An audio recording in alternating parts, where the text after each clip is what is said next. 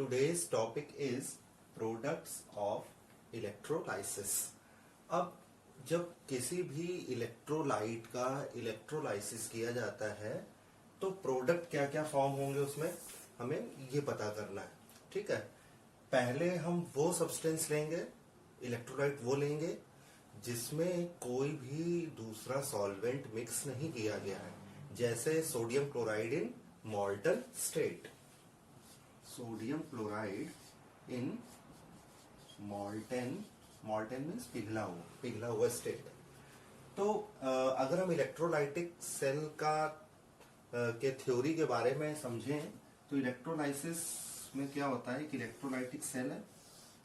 Electrolytic cell में दो electrodes हैं. उन दो इलेक्ट्रोड्स को कनेक्ट कर दिया गया है बैटरी से, है ना. बैटरी का पॉजिटिव टर्मिनल जिस तरफ है वो इलेक्ट्रोड पॉजिटिव हो गया, जिसका नेगेटिव जिस तरफ है वो इलेक्ट्रोड नेगेटिव हो गया. तो जो पॉजिटिव है वो एनोड है यहाँ पर, और जो नेगेटिव है वो क्या है, कैथोड है ना. और कैथोड पर हमेशा क्या होगा, रिडक्शन. तो यहाँ क्या हो रहा है, रिडक्शन. एनोड पर क्या हो रहा है, ऑक्सीडेशन. हमेशा इसके अंदर क्या सॉल्यूशन फिल है, इलेक्ट्रोलाइट. ठीक. और अभी जो हम लोग प्रोडक्ट ऑफ इलेक्ट्रोलाइसिस पढ़ रहे हैं उसमें हम इलेक्ट्रोड ले रहे हैं इनर्ट. अब इनर्ट का मीन्स है कि ये दोनों जो इलेक्ट्रोड है ये हमने ले लिए प्लैटिनम. प्लैटिनम इनर्ट होता है, इनर्ट इलेक्ट्रोड ले लिया, क्योंकि ऐसा इलेक्ट्रोड है जो खुद की कोई रिएक्शन ना देता हो इनके साथ. ठीक है ना. तो अब NaCl मॉल्टन स्टेट पर लिया. अब सिर्फ NaCl है तो सोडियम क्लोराइड डिसोशिएट होगा सोडियम आयन और क्लोराइड आयन में. अब हमें पता है कि एनोड पर ऑक्सीडेशन, कैथोड पर रिडक्शन. तो कैथोड पर कैटायन मूव करता है, एनोड पर एनायन मूव करता है. हमेशा ही कैथोड पर कौन जाएगा, कैटायन. एनोड पर कौन जाएगा, एनायन. तो अब एट कैथोड पर कैटायन जाएगा मतलब सोडियम आयन, और ये फॉर्मेशन करेगा सोडियम का. अब सोडियम आयन से सोडियम बन रहा है, यानी एक इलेक्ट्रॉन गेन कर रहा है कैथोड पर, है ना. अब एनोड है, एट एनोड पर रिएक्शन हो रही है, तो एनोड पर क्लोराइड आयन है जो कि फॉर्मेशन कर रहा है क्लोरीन का, और एक इलेक्ट्रॉन लूज कर रहा है. अब हम इसको लिख सकते हैं कन्वीनियंस के लिए अपना हाफ Cl2, है ना. इसका मतलब when we use molten sodium chloride, then at cathode sodium metal is formed and at anode chlorine gas is liberated. तो ये तो तब है जब molten sodium chloride का यूज किया गया है. अब हम लोग बात करते हैं उस सॉल्यूशन की जिसमें सॉल्वेंट को मिक्स किया गया है, और यहां पर हम लोग ने सॉल्वेंट मिक्स किया है वाटर.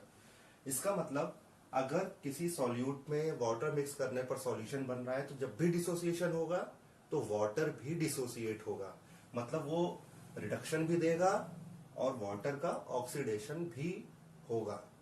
लेकिन अब इन दोनों में से कौन सी रिएक्शन प्रेफरेंस पर जाएगी ये हम लोग अब समझने की बात करते हैं.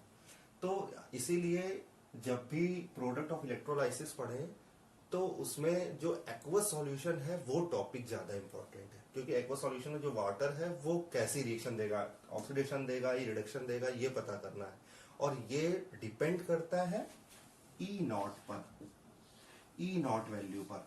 और आपके बुक में जो E0 की वैल्यू दी है वो रिडक्शन पोटेंशियल के फॉर्म में गिवन है, फ्लोरीन से नीचे लिथियम तक गिवन है.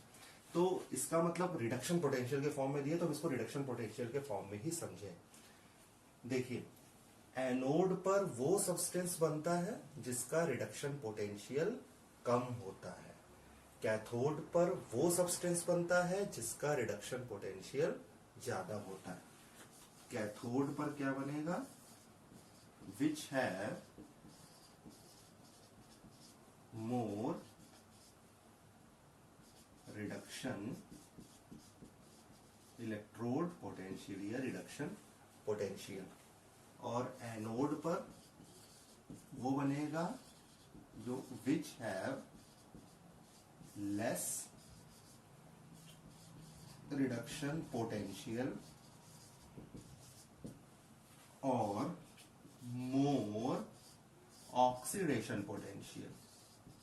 दोनों फॉर्म में लिख सकते हैं, दोनों फॉर्म हम लोग यूज कर सकते हैं कि रिडक्शन पोटेंशियल की बात करें तो जिसका रिडक्शन पोटेंशियल ज्यादा है वो कैथोड पर, जिसका रिडक्शन पोटेंशियल कम है वो एनोड पर।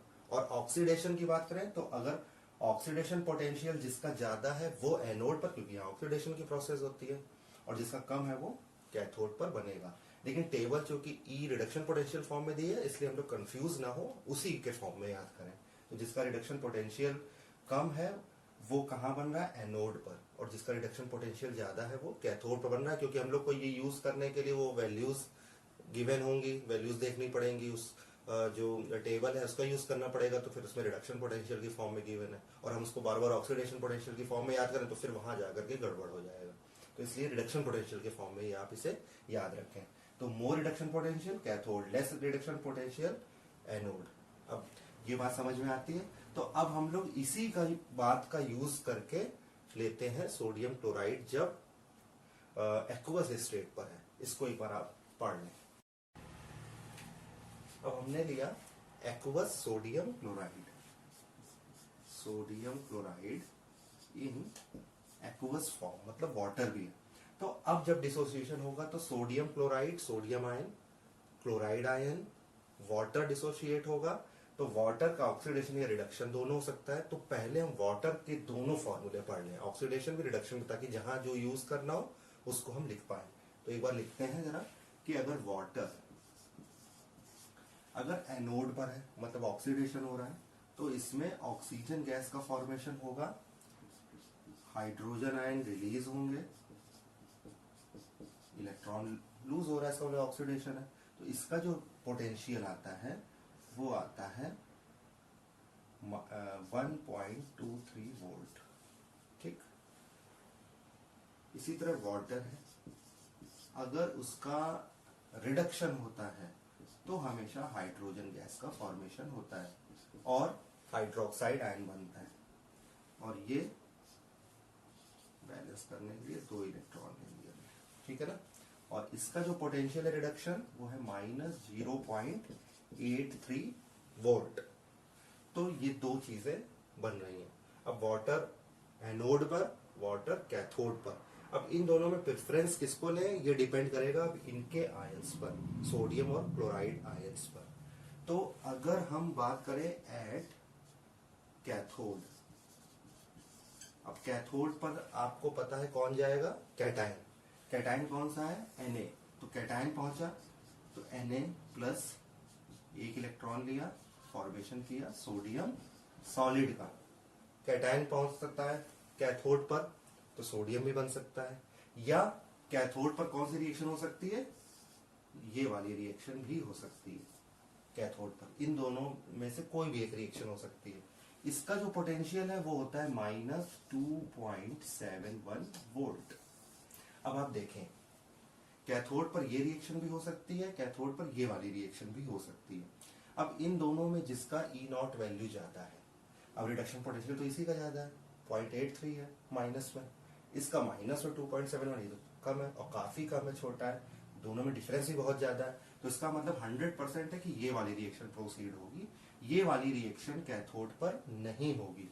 तो कैथोड पर रिएक्शन कौन सी हो रही है, ये वाली, 2H2O plus 2 electron gives H2 plus 2OH minus 0.83 volt, और हाइड्रोजन गैस बन रही है। ठीक है, ये वाली रिएक्शन हो रही है, ये वाली नहीं हो रही क्योंकि इसका रिडक्शन पोटेंशियल कम है।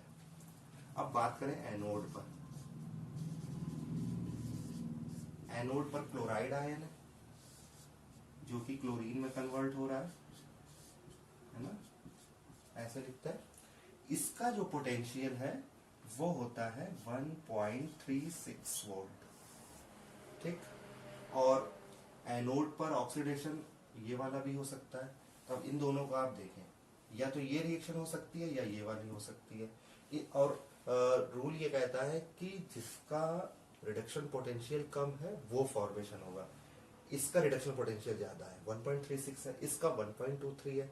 इसका मतलब ये वाली रिएक्शन जो होगी वो प्रोसीड होगी किस पर, एनोड पर। लेकिन जब एक्सपेरिमेंटली देखा गया तो इस पर ऑक्सीजन गैस का फॉर्मेशन नहीं हो रहा था। कौन सी गैस बन रही थी, क्लोरीन गैस का ही फॉर्मेशन हो रहा था। तो इसका मतलब रिडक्शन पोटेंशियल इसका ज्यादा है, वही बन रहा है, और कम वाला नहीं बन रहा, जबकि रूल यही है कि कम वाला बनना चाहिए। तो ऐसा क्यों हुआ, ऐसा इसलिए हुआ कि इस रिएक्शन के लिए ये जो ऑक्सीजन का फॉर्मेशन है ये बहुत स्लो प्रोसेस है। अब ऑक्सीजन बहुत कम अमाउंट पे बन पा रही है, ज्यादा इलेक्ट्रोलिसिस करने पर फॉर्मेशन होगा इसका, यानी एक्स्ट्रा वोल्टेज देना पड़ेगा, ओवर पोटेंशियल देना पड़ेगा, ओवर वोल्टेज देना पड़ेगा। तो जहां पर भी ओवर वोल्टेज की नीड आ जाती है तो वो रिएक्शन पे प्रोसीड नहीं होती, क्योंकि यहां से जो वोल्टेज मिल रहा है वो तो सेम मिल रहा है, दोनों तरफ जा रहा है। तो अब हम इसको बढ़ा नहीं सकते, इसका मतलब ऑक्सीजन का फॉर्मेशन बहुत कम हो रहा है, बहुत स्लो प्रोसेस है। तो और क्लोरीन फिर बनना शुरू हो जाएगी, क्योंकि इसके लिए एक्स्ट्रा वोल्टेज चाहिए जो कि पॉसिबल नहीं है, तो ये नहीं बनेगा। और ये जिस रेट पर बन रहा था उसी रेट पर बनता रहेगा। तो इसीलिए जब सोडियम क्लोराइड का एक्वस सॉल्यूशन होता है तो क्लोरीन गैस बनती है, एनोड पर बननी चाहिए थी ऑक्सीजन, लेकिन ओवर पोटेंशियल की वजह से ये बनती है। और क्या बनता है, हाइड्रोजन गैस बनती है। हाइड्रोजन गैस कहां बन रही है, कैथोड पर। तो यहां पर अगर हम छोटे से इस फॉर्म में लिख दें, कैथोड पर क्या बन रहा है, हाइड्रोजन गैस, एनोड पर क्या बन रहा है, क्लोरीन गैस ऑक्सीजन की जगह। और हमने कहा ये वाली रिएक्शन नहीं हो रही, यानी Na+ से Na नहीं बन रहा, तो Na+ ही रह गया उसमें, ठीक। और इस वाटर वाले से OH रह गया माइनस, तो Na+ और OH- इन दोनों ने क्या मिलकर बना लिया, NaOH। तो तीन चीजें मिली हमें, हाइड्रोजन गैस, क्लोरीन गैस और सोडियम हाइड्रोक्साइड।